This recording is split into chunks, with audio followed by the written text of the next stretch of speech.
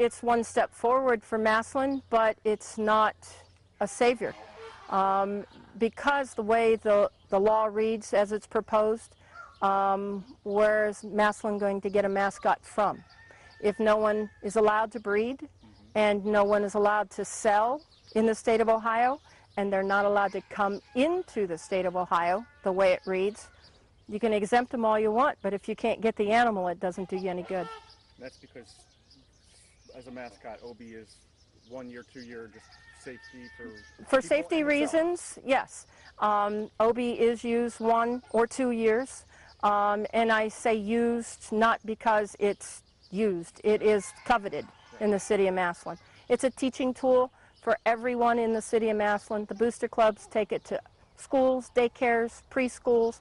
Anyone who calls and wants to see Obie, the boys will be glad to educate you on the plight of the tiger.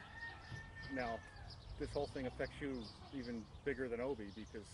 Even bigger than Obie, not the fact that we can't, quote, breed, as it says in the new law, but we can't rescue either.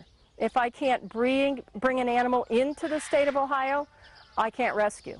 Will there be animals that need rescued in the state of Ohio? There might still be, but about 60% of what we rescue on the large or dangerous list, is what they say, is from outside the state of Ohio. We are USDI NDA licensed, and that's by the federal government. They have proposed AZA accreditation. AZA is not a federal or a state entity. AZA is an organization that was put together by rich zoos.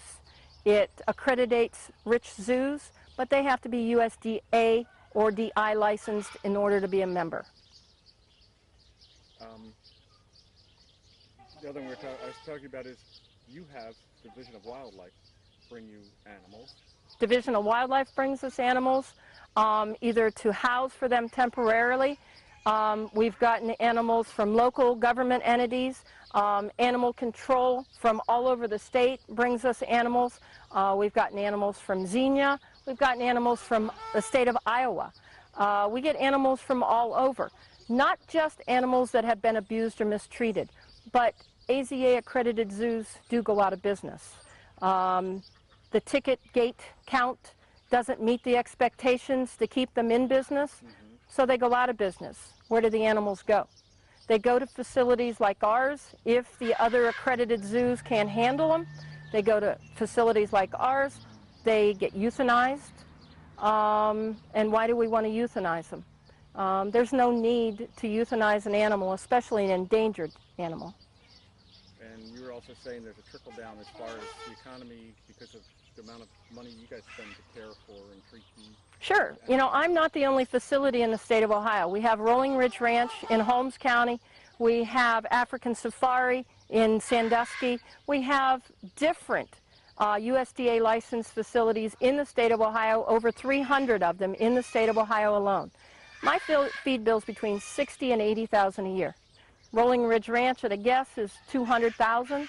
African Safari has far more animals. They're probably at $300,000. Plus the fencing, the maintenance, everything it takes to run an operation. The trickle-down effect will be astronomical to our economy, let alone the people that they employ. They have to employ at least 10, 20,000 in the state of Ohio in the different facilities that are licensed here. Can we afford to lose more jobs?